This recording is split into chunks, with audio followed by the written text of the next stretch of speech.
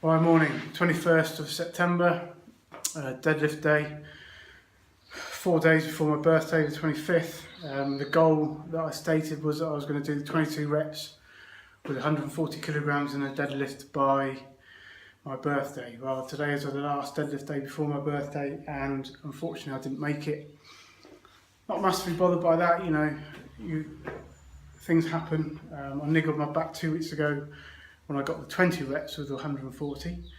That niggle hasn't really improved over the last 2 weeks because I've carried on like a dick. I've carried on training heavy. It hasn't got worse, it hasn't really got better. It's just been there. I've worked on it, but I haven't really given it a massive chance to heal. So Saturday I did squats. 100 reps with 100 kilograms, very low, very fast. I was concentrating on exploding from the bottom position, so really quite a vigorous workout, very hard workout, even though it's not a heavy weight. Did 6 sets of 15, 1 set of 10 to make 100. 2 minutes in between sets, so I hustled through it. Like I say, fast reps, using as much power as I could generate from the bottom position. So a hard workout, heart and lungs as well. At some point during that workout I must have niggled my back again, because Sunday when I woke up I was in agony. So much so that I couldn't pick my 2-year-old up on the Sunday. Obviously I was looking forward to today, thinking I'm not even going to be able to deadlift today. Well, I did some work on my back every day for the last 3 days, some stretching, some mobility,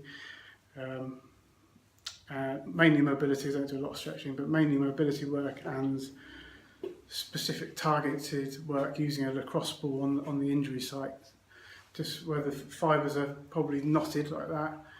Just use the ball to break it open so they glide. So that's what I've been doing. I did a little bit of that this morning. Good warm up, no problems today on the warm up. Didn't feel too bad. I could feel my back, but I knew it wasn't really going to be an issue. I thought it wasn't going to be an issue. 140 on the bar, ready to rock. Felt good. Felt really positive I was going to do it. It became fairly clear by about the 12th rep because my hamstrings were literally felt like they were going to rip. I was using my hamstrings for the bulk of the lift. They were taking the bulk of the lift, probably in a subconscious attempt to protect my lower back. I got to 16, 16th was hard, held the weight in place, a couple of breaths, did another 2, got 18, the 18th was really hard, and at that point my hamstrings were gone, so there was no more lifting for me on that set, because once my hamstrings were gone, it meant my lower back, for me to continue, my lower back was going to take over, and obviously with a lower back niggle, I didn't think that was a good choice. So I cut the set at 18, and we'll just have to come back and do it another day.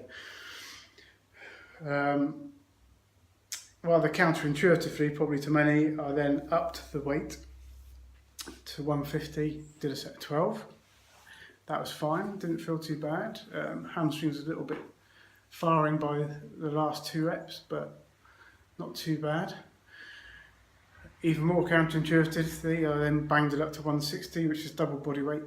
I've always said to call yourself strong, you ought to be able to do double body weight in the squat, double body weight in the deadlift for a set of 10. Some people say, just if you can do double body weight, i.e. for 1, then you're strong. Well, I think you've got to do double body weight for 10, that's in my mind. And I think when it comes to bench press, you ought to be able to do 1.5 times body weight for 10. So, to call yourself strong. So I'm not strong in the bench press, but I am strong in the deadlift and squat. So the first rep of the 160 was horrible. It was a horrible rep. I videoed it, you'll see it, I grind it up. It's so slow, it's almost not moving. I think, again, subconsciously, I knew it was heavy or heavier, and I was protecting my lower back, so I literally slowly pulled that weight up with my hamstrings, a really poor rep. It looked like I was only going to do a single, but in my head I wanted to do 10, so I carried on, and the reps luckily improved. They were faster, smoother, and much better reps. So experience taught me, I knew that I know when to stop a set because I'm going to hurt myself, and I know when I can continue a set because it's likely to improve. So luckily that experience kicked in there, I carried on.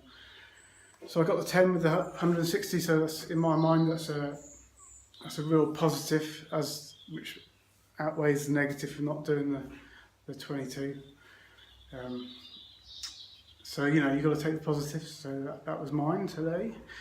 I then moved on to do something I've never done before called a deficit deadlift, which is where you stand on a plate or something, which increases the range of motion of the deadlift. I stood on a 20 kilogram plate, which only increases the range of motion about that far, about 1.5 inches. But it's significant in the fact that you recruit your quads slightly more. And I did a set of 10 with 140 in a deficit, and that was a very easy, very nice, comfortable set. My hamstrings were fine, and I think because of the increased range of motion, my quads took more of the brunt than the hamstrings this time. So I did a set, like I say, a set 10 140, fine. I then did a really underused exercise called the Snatch grip deadlift. I didn't video it, unfortunately, but I will do in future. It's probably one of the best back builders out there. My traditional deadlift grip is slightly wider than shoulder. This is right up here, so a really wide grip. For you to be able to lift that weight, you have to lock your lats in. Your upper back has to be tight, and like I say, it's one of the best back builders out there. So I did a set of 10 with that as a finisher. So a good workout. I didn't achieve my goal, but I did. The 160 for 10 was a good sort of marker point for me. I know where I am, so kind of strength-wise, and I know that I've definitely got the strength to do the 22 with the 140. What I've got to do is just heal up this back injury so that I can distribute the weight a bit better through my body rather than my hamstrings taking the brunt. And then I'll smash out that 22. In fact, I'm probably going to go higher if I can, but we'll see. With that in mind, I've set that date now as October the 28th. Obviously my birthday was a significant date to me. The next significant date to me is October 28th. It's when the Royal Marines was formed in 1664, so it's to all Royal Marines it's a significant date. It gives me 5 weeks to sort my back out. So my goal now is to obviously do that by the 28th of October. But you just got to keep striving, keep moving, keep trying to improve.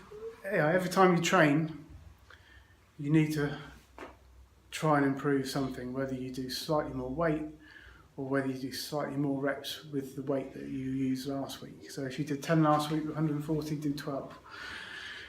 Or if you did 10 with 140 last week, do 142.5 and try and do 10. So each week you should try and either increase the weight or increase the reps with the same weight. So that's your goal. You need to keep an eye on your rest times. I'll go into that into more detail in another video, but obviously if you have a half an hour in between, you can't really say you've improved. So you need to keep this. If you have 3 minutes last week, then have 3 minutes this week. And then you're closing down your variables, or keeping the variables as close as you can to be able to measure an improvement. That's it for today. Thank you for watching.